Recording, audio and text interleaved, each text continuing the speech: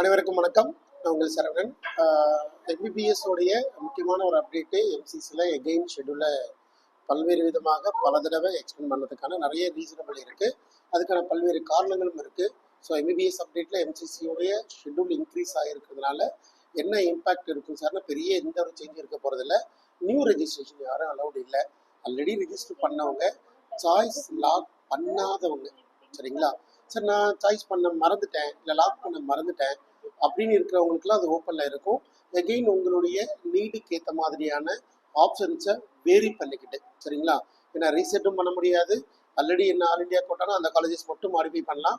அது மாதிரி deemed யூனிவர்சிட்டிலாம் modify பண்ணலாம். அன்லெஸ் யுவர் சாய்ஸ் லாக் இல்லைன்ற ஸ்டேட்டஸில் இருந்தால் மாடிஃபை பண்ணிவிட்டு திரும்ப எகெயின் நீங்கள் லாக்கிங் ப்ராசஸ் போகலாம். ஸோ லாக்கிங் ப்ராசஸ் பொறுத்தவரை நாளைக்கு நைட்டு 12 மணி வரைக்கும் சொல்லியிருக்காங்க.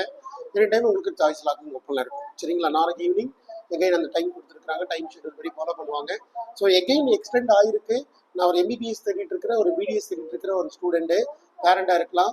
இல்லை நான் எதிர்பார்த்துட்டு என்ன நடக்க போகுது அப்படின்ற ஒரு எதிர்பார்ப்பு என்கிட்ட ஒரு பாயிண்ட் இருக்குன்னா அதை எப்போதும் நான் என்னோட சேனலில் சொல்லிடுவேன்.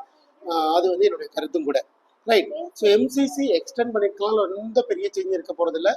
ரிசல்ட் மட்டும்தான் எதிர்பார்த்து எப்பயாவது எம்சிசியை ஒரு நாளைக்கு மினிமம் ஒரு 20 தடவையாக ஓப்பன் பண்ணி அதை பற்றி எதாவது அப்டேட் இருக்கான்னு பார்த்துக்கிட்டே இருந்த ஒரு நாட்களுக்கு அவங்க தெளிவாக 11 சொல்லிட்டாங்க.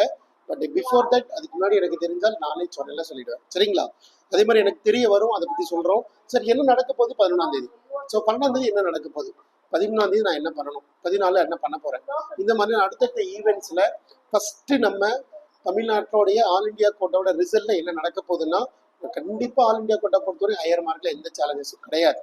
பட் டீம்ல எதிர்பார்க்குறவங்க, ஃபினான்ஷியலி ஸ்ட்ராங்காக இருக்கிற மாணவர்கள் கண்டிப்பாக ஒரு வருஷத்துக்கு 90 லட்சத்துல இருந்து என்டையராக ஒரு என்டையர் கோர்ஸ் ஃபீஸுமே 90 lakhsலேருந்து 1.5 lakh ஃபினான்ஷியல் சேலஞ்சே இல்லை அப்படின்னு இருக்கிறவங்களுக்கு மட்டும்தான் இந்த டீம்டு யூனிவர்சிட்டி ஆனது உங்களுக்கு உதவி பண்ண போகுது, இல்லையா?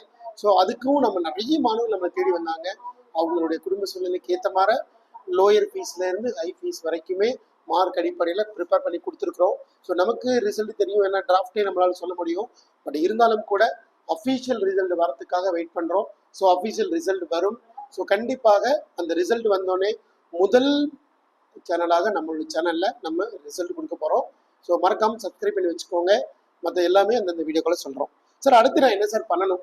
சார் ஒரு 300 மார்க் இருக்கேன், 350 மார்க் இருக்கிறேன், 400 மார்க் இருக்கிறேன், என்ன நடக்கும், என்ன பண்ணணும்? சார் 350 மார்க் இருக்கிற ஒரு மாணவர் டீம்டு யூனிவர்சிட்டிக்கு போகலாமான்னு உங்கள்கிட்ட பணம் இருந்தால் கண்டிப்பாக போகலாம், தப்பே கிடையாது. எம்பிபிஎஸ் படிச்சிடணும்னு ஆரம்ப காலகட்டத்திலேருந்து எம்பிபிஎஸ் தான் படிக்கணும், வேறு எந்த கோர்ஸுமே ஈக்குவலன்ட் கோர்ஸ் கிடையாதுன்னு அவ்வளோ தடவை சொல்லிகிட்டே இருக்கிறோம்.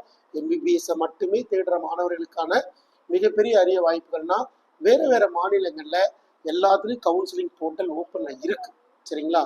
ஒரு 11 லட்சம், 12 லட்சம், 13 லட்சம் மினிமம் டியூஷன் ஃபீஸில், இல்லை ஒரு இன்க்ளூடிங் ஹாஸ்டல் ஒரு 15 லட்சத்தில் செலவு பண்ணி படிக்கிற மாதிரியான வாய்ப்புகள் இருக்கிறத திரும்ப நம்ம பயன்படுத்திக்க ஒரு சான்ஸ்ன்னு எடுத்துக்க வேண்டியதான். தள்ளி போகிற நாட்கள் எல்லாமே நமக்கு சாதகமாக யோசிங்க, பாசிட்டிவாக யோசிங்க. இங்கே படிக்கணும், எனக்கு படிப்புக்கு ஏற்ற மாதிரி படிக்கணும், பண செலவுக்கு ஏற்ற மாதிரி படிக்கணும், இல்லை இந்த உலகத்தில் எங்கேயாவது எம்பிபிஎஸ் படிக்கணும், அப்படிதான் நம்ம தொடர்ந்து சொல்லிக்கிட்டே இருக்கிறோம்.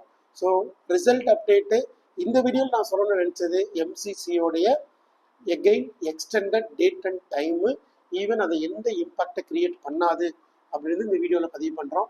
ஸோ அடுத்தடுத்த வீடியோக்களில் ரிசல்ட்டில் மீட் பண்ணலாம். ஸோ தொடர்ந்து சப்ஸ்கிரைப் பண்ணி ஃபாலோ பண்ணுங்கள். அடுத்த வீடியோவில் பார்க்கலாம். ஸோ நன்றி, வணக்கம்.